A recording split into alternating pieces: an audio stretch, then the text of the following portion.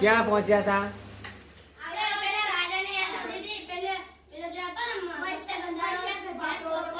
રાજા ત્યાંથી નીકળ્યો અને સુગંધ આવતી હતી શાંતનુ રાજાને. એટલે સુગંધની દિશામાં શાંતનુ રાજા ચાલતા ચાલતા જ્યાં પહોંચ્યા તો એ જગ્યા માછીમાર નો આખો વાડો હતો, વદ હતું.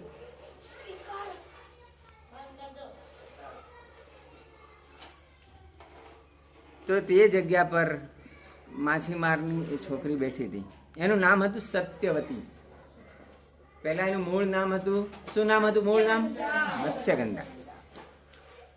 પછી પરાશર ઋષિના આશીર્વાદથી એ જે માછલીની ગંધ આવતી હતી એના બદલે સુગંધ આવતી થઈ. અને કેટલે દૂરથી? 1 યોજન દૂરથી. અત્યારે જેમ કિલોમીટરમાં માપ થાય એમ પહેલા યોજનમાં મપાતું હતું. જુગ સહસ્ત્ર જોજન પર ભાનુ, એવું આવે છે. શેમાં આવે છે?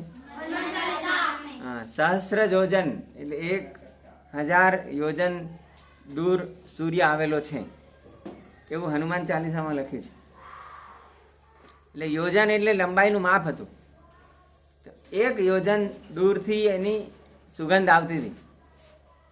એ સુગંધના આધારે રાજા સત્યવતી સુધી પહોંચ્યા. પછી એને એ સત્યવતીની અંદર એની જૂની પત્ની ગંગા દેખાઈ. એના જેવું જ એનું રૂપ હતું. તો એણે માંગણી મૂકી કે મારે આની સાથે લગ્ન કરવા છે. તો એના પિતા જે માછીમારનો જે રાજા હતો એણે ના પાડી કે આ છોકરી મારી નથી, આ કોઈ એક રાજાની છોકરી છે. અને એ મને જેણે આપી છે એ રાજાએ, એની એવી ઈચ્છા હતી કે આ છોકરીના સંતાનો હોય એ જ રાજા થાય. તમારો તો એક રાજકુમાર છે, શું નામ હતું એનું? દેવવ્રત. એટલે આ છોકરીને હું તમારી સાથે પરણાવું તો એના સંતાન તો રાજા ના થાય, એટલે હું તમારી સાથે ના પરણાવી શકું. તો રાજા ઉદાસ થઈ ગયા. પછી ઘરે ગયા અને ઉદાસ ફરવા લાગ્યા. એટલે દેવવ્રત જે ગંગાનો દીકરો હતો, ગંગા અને શાંતનુનો દીકરો, જેનું નામ પછી ભીષ્મ પડ્યું. એ કેવી રીતે પડ્યું આ જોઈશું અત્યારે આપણે. એને ખબર પડી કે મારા પિતાજી દુઃખી અને ઉદાસ ચહેરે ફરે છે. તો એણે એના ગુપ્તચરોને મોકલી અને તપાસ કરાવડાવી કે રાજા 2-3 દિવસથી આવું ફરે છે, તો એવી કઈ ઘટના બની હતી કે રાજા આવી રીતે ફરે છે ઉદાસ. કોઈ પણ રાજા હોય એની આંખ કોણ ગણાય? ગુપ્તચર. અને ગુપ્તચર કેવા હોવા જોઈએ? ફૂટી ના જાય એવા હોવા જોઈએ. નહીં તો ડબલ જાસૂસી કરવા વાળા ગુપ્તચર હોય, બંને બાજુ જાસૂસી કરે, બંને દેશની માહિતી એકબીજાને આપે, બંને દેશ પાસેથી પૈસા લે, એવા પણ હોય છે. તો મહાભારતમાં એવું લખ્યું છે કે ગુપ્તચર કેવા હોવા જોઈએ.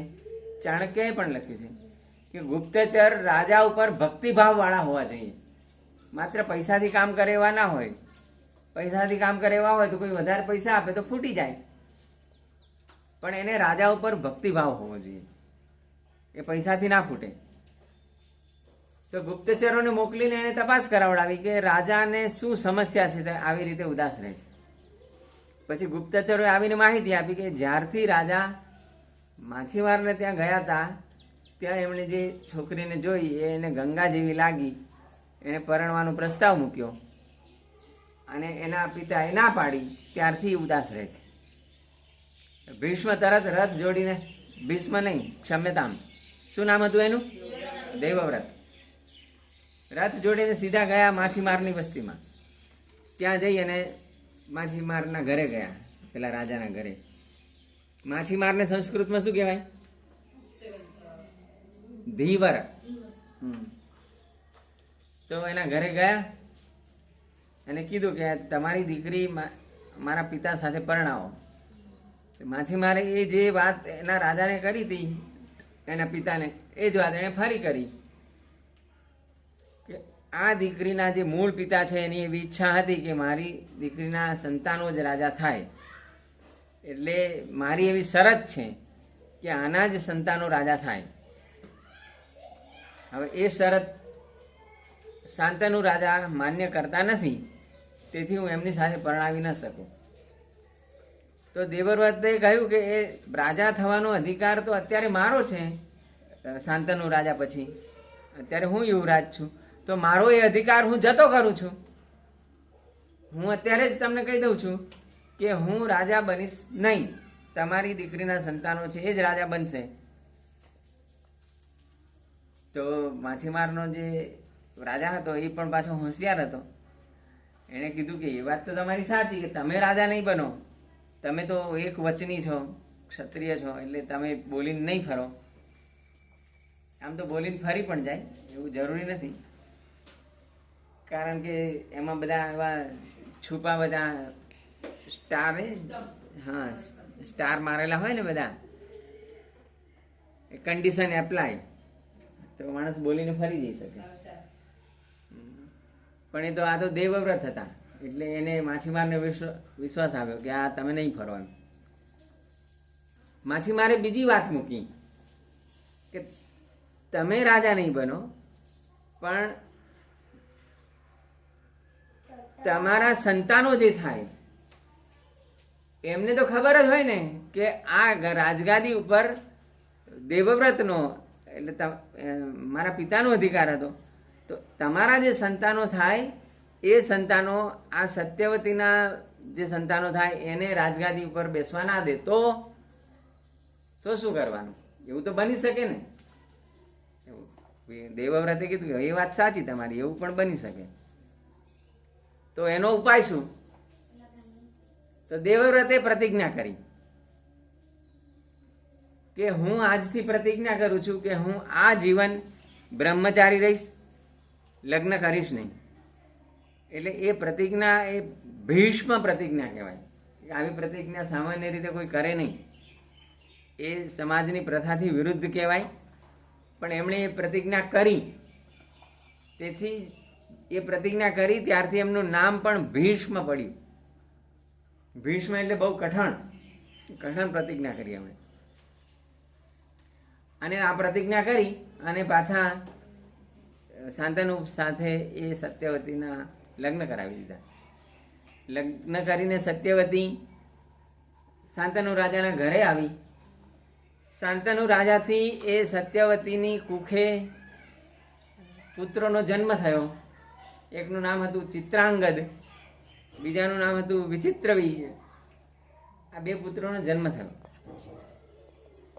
ચિત્રાંગદ બહુ પ્રભાવી રાજા હતો અને એને આખી સૃષ્ટિની અંદર બધે જઈ અને વિજય મેળવ્યા. પણ એ વખતે ચિત્રાંગદ નામનો એક ગાંધર્વ પણ હતો. તો એને ઈર્ષ્યા આવી કે આ મારું નામ છે આનું અને આટલું બધું જોર કેમ કરે છે. તો એ ગાંધર્વ આ ચિત્રાંગદ સાથે લડવા આવ્યો. ચિત્રાંગદ અને રાજા અને ચિત્રાંગદ ગાંધર્વ એનું જબરજસ્ત યુદ્ધ થયું. મહાભારતમાં યુદ્ધોના વર્ણન છે, વેદોમાં પણ યુદ્ધના વર્ણન છે. દાસરાગના યુદ્ધ, આવા યુદ્ધનું વર્ણન છે. દાસરાગના એટલે 10 રાજાઓનું યુદ્ધ થયું હતું ઇન્દ્ર સાથે. આ યુદ્ધના વર્ણન કેમ છે? વેદોની અંદર 250 સૂક્તો છે, એમાં માત્ર યુદ્ધનું જ વર્ણન છે. યુદ્ધના વર્ણન આપણા ગ્રંથોમાં કેમ છે કે માણસ યુદ્ધ પીપાસુ રહેવો જોઈએ. માણસની અંદર લડવાની જે હિંમત છે એ જાગૃત રહેવી જોઈએ. માણસમાં લડવાની હિંમત ના હોય તો એ પોતાના દુર્ગુણો સામે પણ ના લડી શકે. એટલે લડવું ખોટું નથી, પણ સત્ય માટે લડવું, ધર્મ માટે લડવું આ સાચું છે. સ્વાર્થ માટે લડવું, કોકને પાડી દેવા માટે લડવું એ ખોટું છે. તેથી સમાજની અંદર યુદ્ધ પીપાસા જાગૃત રહેવી જોઈએ. એટલે આપણે કહીએ છીએ બધા બાળકોને કે રમો, પડો, વાગે, લોહી નીકળે એની ચિંતા ના કરો. આજે જ આપણા ગઈકાલે કે પરમ દિવસથી જ આપણા એક મિત્ર ઘાયલ થઈ ગયા છે, જે આજે રાજા છે. વિડીયો લઈ લો એમનો. તો હા, તો એ તો થાય, એમાં કઈ બહુ ચિંતા કરવાની જરૂર નથી. વાગ્યો ના હોય, પડ્યા ના હોય, એવા તો બહુ જ ઓછા હોય. અને તમે જ્યારે મોટા થઈ જાઓ ત્યારે યાદ શું કરો કે અમે આમ પડ્યા હતા, તેમ પડ્યા. પડ્યા હોય તો યાદ કરો, પડ્યા જ ના હોય, વાગ્યું જ ના હોય તો શું યાદ કરો? એમાં કઈ મજા જ ના આવે. એક વાર્તા કહી દો, બીજી નાની. પછી એક ભાઈ જંગલની એક ભાઈ એક ગામમાં રહેતો હતો અને સવાર ઉઠીને એ માણસ એના કંઈક થોડા ઘેટા બકરા કે એવા હતા કે ગાયો હતી કે બકરીઓ હતી, એ લઈને ગોચરમાં જંગલમાં ચરાવવા જતો રહે અને રાત્રે અંધારું પડે પાછો આવે. સવારે અંધારે જતો રહે, અંધારું પડે પાછો આવે. આખા ગામમાં ગયેલો કોઈ એને ઓળખે પણ નહીં. એમ કરતાં કરતાં એનું આખું જીવન પૂરું થઈ ગયું અને ઘરડો થઈ ગયો અને કંઈક થોડો બીમાર પડ્યો અને મરી ગયો. તો એની જે ઘરવાળી હતી પછી રડે તો ખરી કે નહીં? હા, આખા ગામમાં કોઈને ઓળખતું પણ નહોતું. એની ગામની અંદર એવી કોઈ કિંમત પણ ન હતી, પણ એની ઘરવાળી રડતી હતી. એટલે એને આખા જીવનમાં એવું કોઈ કામ પણ નહોતું કર્યું કે એ કોઈ કહી શકે કે આ ગયો તો આટલી ખોટ પડી એમ. પછી એની ઘરવાળી રડતી હતી તો રડતા રડતા એવું કહેવા લાગી કે હે જમરાજા, અને આખા ગામમાં કોઈ ઓળખતું નથી, આખી દુનિયામાં એને કોઈ ઓળખતું નથી, તને આની ઓળખાણ કોણે આપી તું આની લઈ ગયો એમ. એટલે મંતવ્યને હસવું આવ્યું, બીજા બધા હસવું ના આવ્યું. એટલે વાતનો મર્મ ખબર ના પડે બધાને પડી. એટલે જીવનમાં કશું કર્યું જ ના હોય, લોકો તમારી કોઈ વાત જ ના કરે કે આ માણસ હતો તો આવું કરતો હતો, તો એને કોઈ અર્થ જ નથી મિત્ર. એટલે એવું યાદ કરવાનું કોઈ અર્થ નથી, કશું થયું જ નહીં એમ. Okay, got it? चलो, मैं भी फिनिश. आज इतना पूरा करेंगे. आज इंग्लिश डे कि हिंदी डे? तो आगे से कहानी भी हिंदी में कहनी चाहिए, हिंदी दिन के दिन. क्यों? इंग्लिश में भी कहानी तो कह सकते हैं ना, स्टोरी टेलिंग. चलो, स्टॉप इट.